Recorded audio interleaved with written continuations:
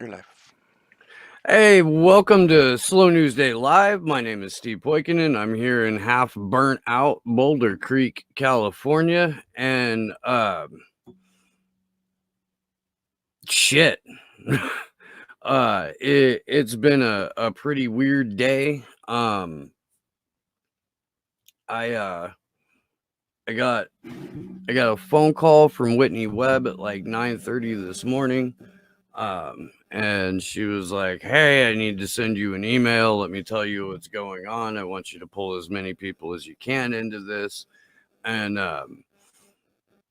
what we're what we're gonna talk about, and if you watched Ryan just a few minutes ago, he covered this a little bit, but I think I'm gonna be going into a little bit more detail.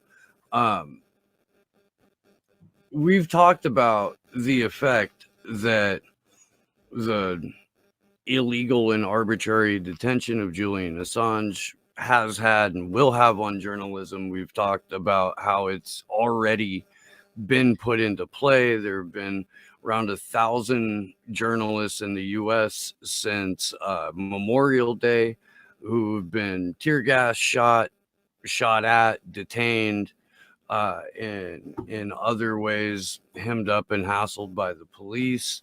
And now the I guess the first real salvo in the escalation of this war on journalists is about to take place, and I have been just fucking enraged all goddamn day, um, because it has to do with a friend of the show and a friend of mine, and without stringing you guys along too much, Vanessa Beeley got an email from the BBC, from one of their producers and correspondents, woman named Chloe.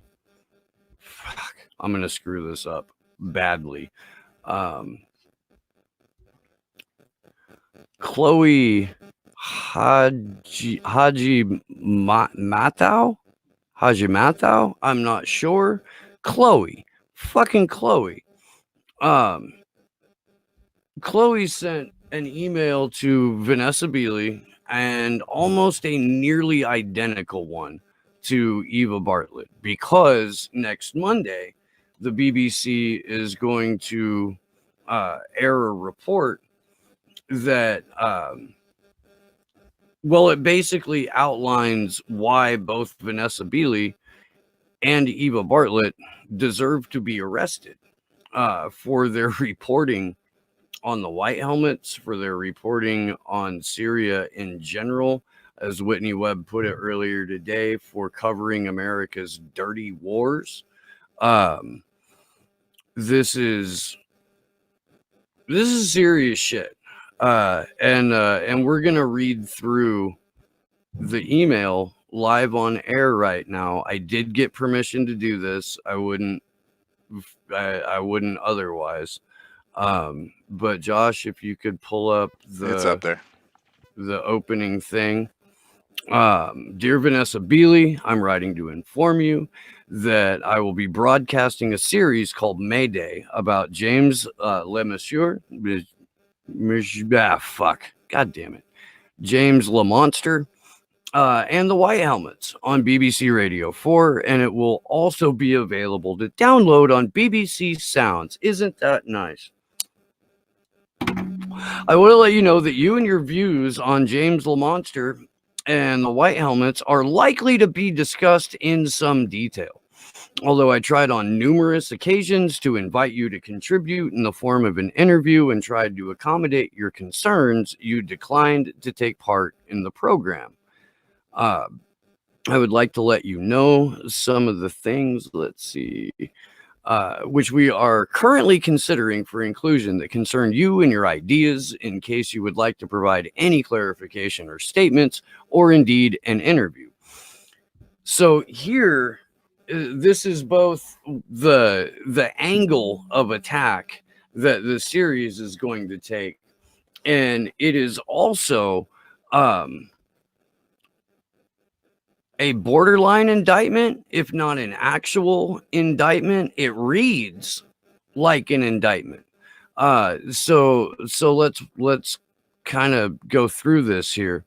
That you are an anti-establishment activist who has devoted a lot of your time over the last few years to the idea that James LaMonster was a Secret Service agent running a fake group of rescue workers in Syria. That you promote a story of the war in Syria in which the Syrian and Russian states are the victims of a huge Western conspiracy involving the White Helmets and James LaMonster. That you contribute to and spread conspiracy theories that the Russian government and Russian funded and controlled media such as RT and Sputnik Radio have helped promote you and your ideas.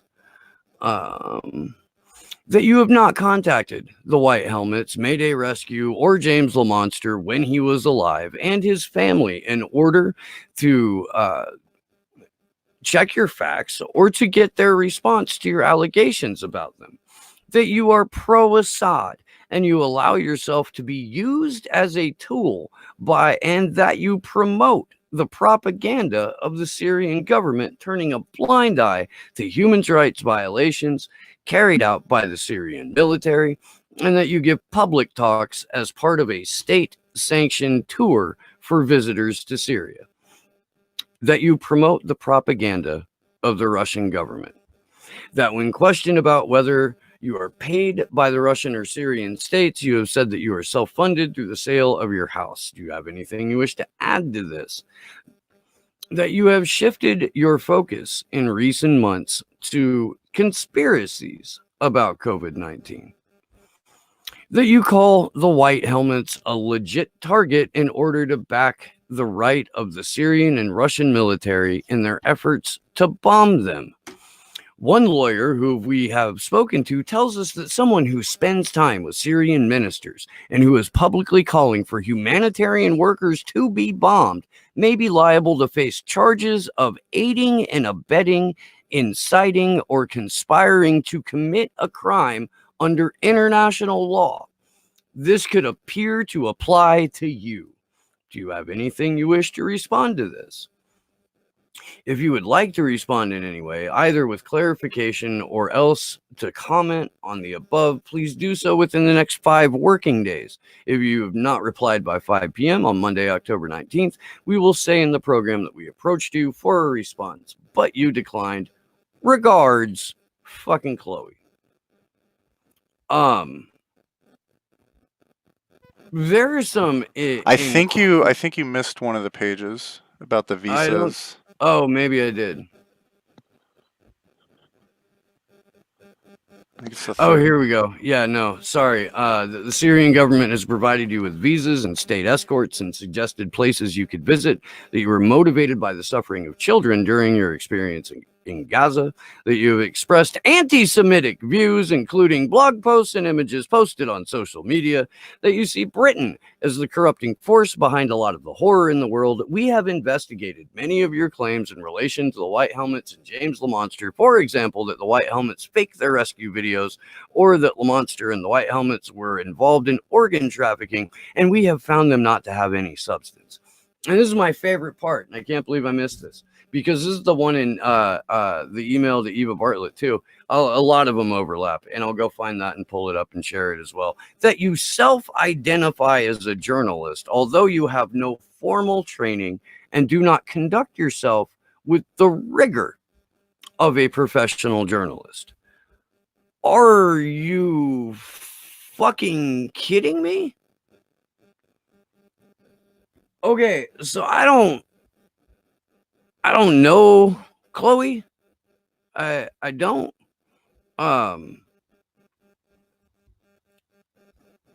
Apparently, in the UK, in order to be recognized as a quote-unquote journalist, you have to have gone to the same schools as Chloe.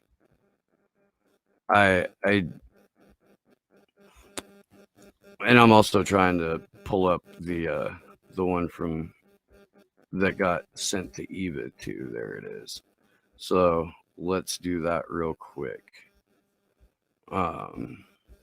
Because this is fucking nuts, man. This is a state-funded, state-sponsored news outlet going after someone who gets her column picked up in RT. Are you guys seeing the cartoonish fucking nature of this yet? So same woman, Chloe Haji Mat, I don't know, I'm gonna fuck that all up and I'm sorry. I'm writing to let you know I'll be broadcasting a series called Mayday. God damn it. Come here.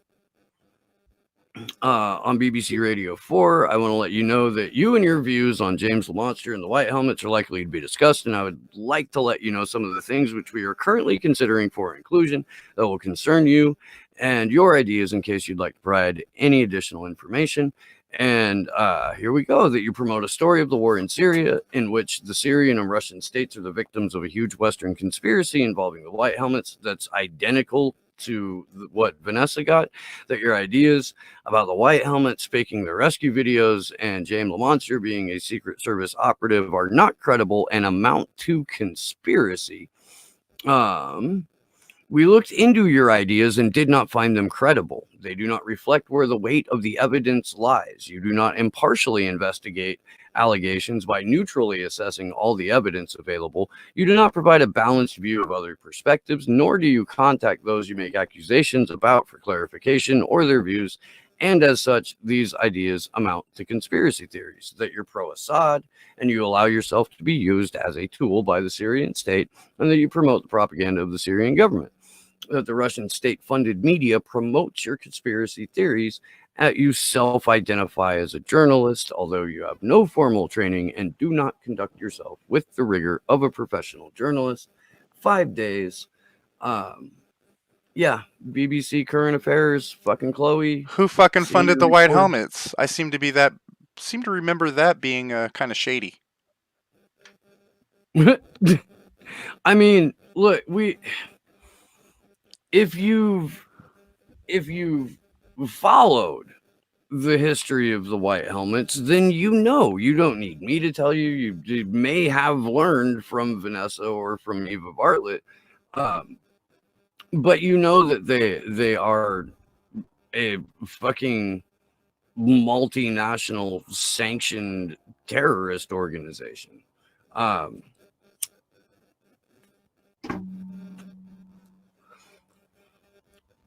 We have state-run media in the BBC saying none of the sources that we spoke to corroborated what your reporting was, because the sources that they spoke to were the people doing the killings, were the people who have been sent to destabilize Syria, to overthrow Bashar al-Assad. I don't know Bashar al-Assad. I don't know what kind of a person he is. I do believe that the Syrian people deserve agency over their own country, and they shouldn't have to worry about interference from the Five Eyes.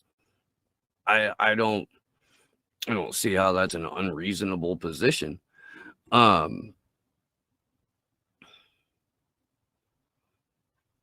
If anyone has any questions, I would like, I'm happy to take them. Transparent Media Truth, thank you for the super chat.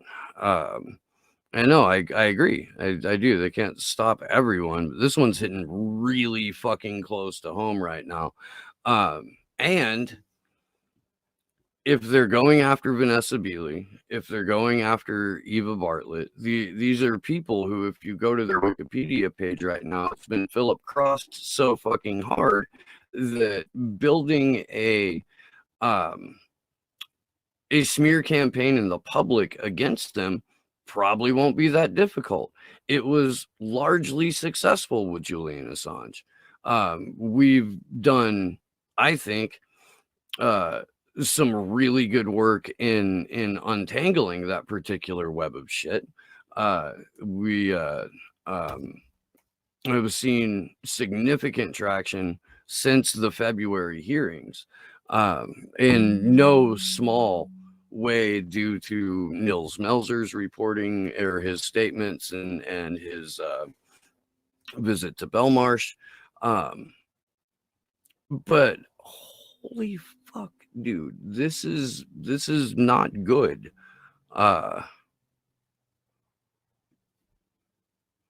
Convo Couch, thank you. I'm actually not sure if I'm the first to report on this on video. I think Ryan from The Last American Vagabond mentioned it at the close of his live stream. I am probably the first person that read the email out on air, which again, I have permission for. And yeah, no, Oz Whistles, you're right. There have been a handful of occasions where Vanessa has tried to talk to somebody from the White Helmets, and they refused to speak with her because they knew who she was.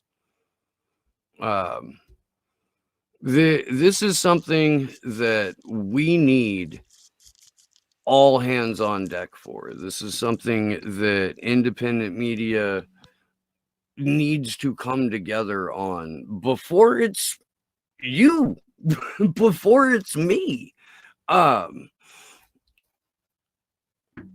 sad fucking fact of the matter is, if you're a lefty pundit with a show that only does videos about Joe Biden or Kamala Harris or how mean Donald Trump is, or Russia, or Russia, this isn't going to affect you. It's not.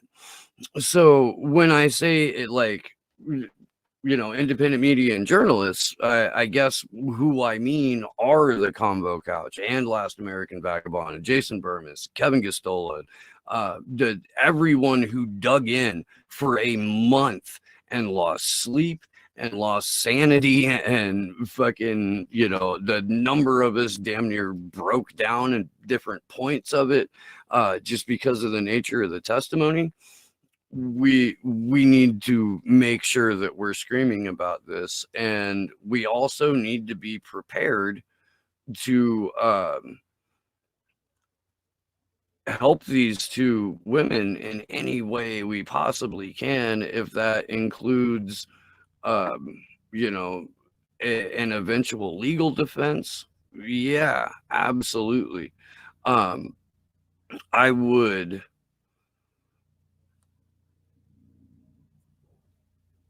Let's see, do I have any questions in here? Or maybe you could. Redneconomics. Yeah, so the BBC has basically, in the form of a series that they're doing on the White Helmets and their founder, who is now dead under mysterious circumstances, by the way. They're using this series to lay out a case that Vanessa Beeley and Eva Bartlett could be thrown into jail on conspiracy to commit crimes against the humanitarian organization in violation of international law. It's fucking gross. It is what it is.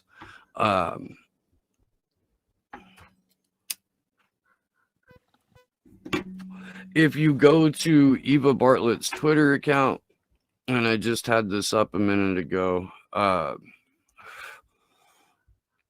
if you go to Eva Bartlett's Twitter account, she posted the email that she got from the BBC producer and reporter or correspondent or whatever, this fucking actually, I'm Chloe may be a lovely woman who is just doing her job. I don't know. But the way that it's worded is pretty fucking savage. And it's more abbreviated in the email that Eva Bartlett got, and the email that Vanessa Beeley got. She tells Vanessa, one lawyer who we have spoken to, tells us that someone who spends time with Syrian ministers and who is publicly calling for humanitarian workers to be bombed, I would like to see proof of that, by the way, may be liable to face charges of aiding and abetting, inciting, or conspiring to commit a crime under international law. And Chloe goes on to tell Vanessa, this appears like it could apply to you. So we've got a a state-run news outlet, the BBC4, that's going to be doing this series, running this series. A state-run media outlet is promulgating every single conspiracy theory about Russia in this email, and I'm sure they will in this series. Every conspiracy theory about Bashar al-Assad. They found a way to call Vanessa Beeley anti-Semitic. Because if you'll recall, over the last couple of years, anytime that you point out the atrocities committed by the Israeli military or government or their security agencies on a daily fucking basis, you will be called anti-Semitic. Ray Foley, thank you for the super chat, by the way, Ray. Thanks for sticking up for Assange. Most Americans don't even know, let alone care, and headed for a reckoning. I agree. We are, and we're doing everything we possibly fucking can to prevent that. Action for Assange will be back in Washington, D.C. on the 4th of January. Hopefully that's when District Judge Vanessa Baratzer, the concierge of the U.S. State Department, reads her decision in the broad daylight kidnapping / extraordinary rendition hearing of Julian Assange.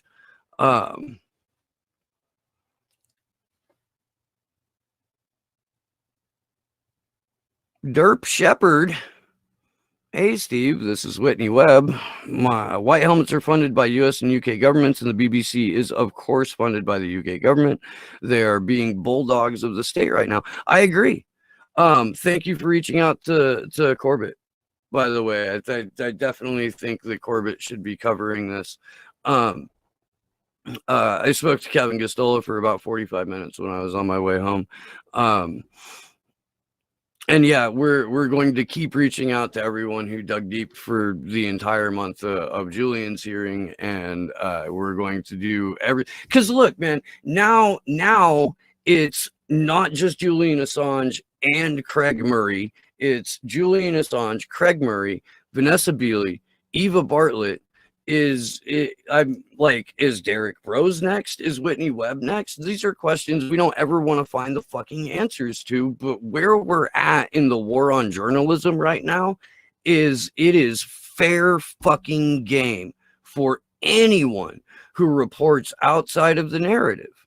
And this is something that we have been screaming about now for fucking years, that if we allow Julian Assange to disappear in a supermax for 175 years, if we turn a blind eye to the provable, demonstrable torture of a journalist and publisher for no other reason than what he printed was factual and embarrassed the Five Eyes countries, it won't just be limited to Craig Murray or Vanessa Beeley or Eva Bartlett.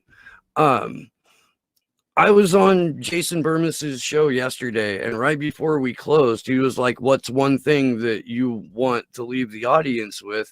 And I said, "You need to get in the fucking streets over this. You need to make as much noise as humanly possible over this." And this is just in relation to Julian Assange's case.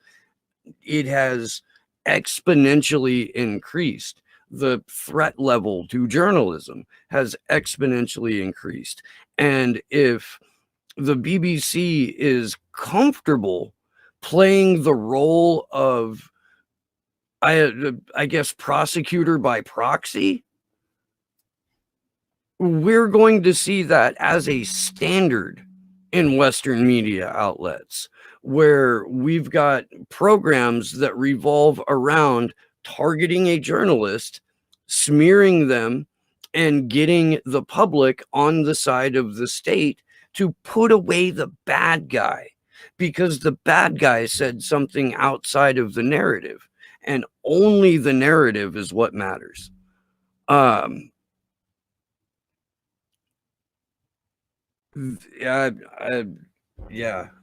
about fucking yeah, and there are some fantastic names being suggested right now. I mean, really reach out to anyone that you can. Like I'm specifically going to focus on a dozen or so people that I already have a working relationship with. But that doesn't mean that everyone with a channel shouldn't be hit up about this. I'm going to call Adam Kokesh as soon as I get off the live stream here. What's it? I and I'm not talking to you guys when I say this because I know that the audience here is one of the more active and engaged in the whole YouTube sphere.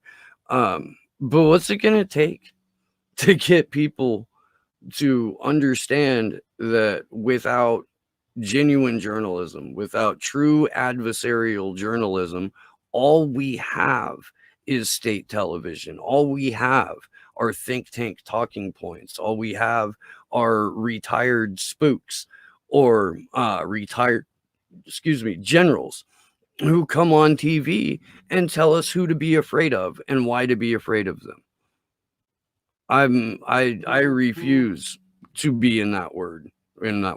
I do. I thought I had turned all this shit off. I'm sorry. Normally my phone stays on mute.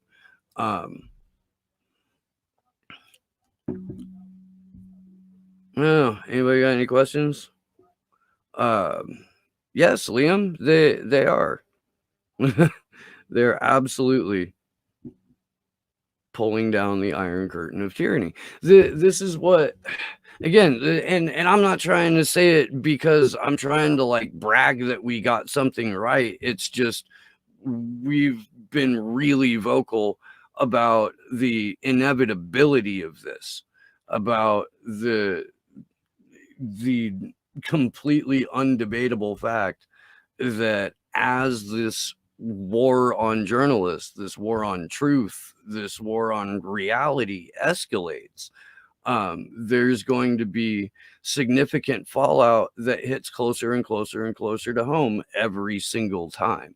So we've really got to rally around, each other, but Julian Assange, Craig Murray, Vanessa Beeley, Eva Bartlett, we have really got to stand with them on this. We've got to make sure that their work is getting proliferated, that it's not getting scrubbed from the internet.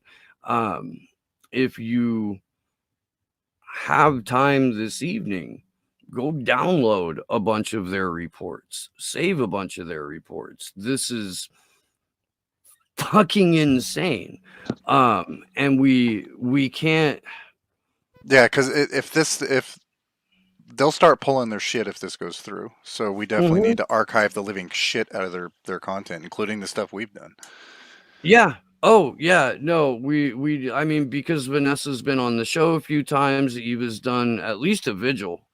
And I was talking to her like while I was evacuated and she was moving out of Syria. But here's the other crazy fucking thing. Syria is now the safest place for Vanessa Beeley to be. Safest possible place she could be. Because if she leaves, she runs the risk of landing in a Five Eyes controlled country or a country that is heavily influenced by the US, UK. I don't know, fucking it's god damn it. Wasn't me. I know. I'm gonna go mute the thing now. Oh, that's right. I turned my phone on because Nat was calling. You go away now. Mute. Okay, much better. Yeah, I don't really have much more on this. I wanted to get it out. I wanted to let you guys know. And I wanted to, thank you in advance for rallying to this. We need an adversarial press. We need an actual fourth Estat. We need a fifth one, apparently, because the fourth one that they have are well-heeled functionaries of the state.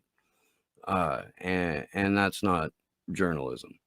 That's public relations.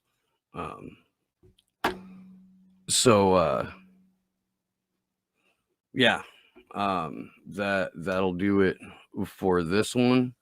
I'm sorry I gotta tell you this shit. I am. But this is the world we live in. This is likely a key part of that new normal that everyone tells us we're living in now. New normal will include the open targeting of journalists who speak against the narrative. Fuck this. We've got to raise hell about this. We've got to fight. We've got to push back. We've got to do everything in our scope. And yeah, I will see you guys tomorrow for the vigil. Ray McGovern will be with us. We're going to be going over the witness statement of Khaled El Masri from, I believe, week 2 of Julian's hearing. Yeah, man. I don't know. Go hug somebody or something. Shit. Good luck to us all.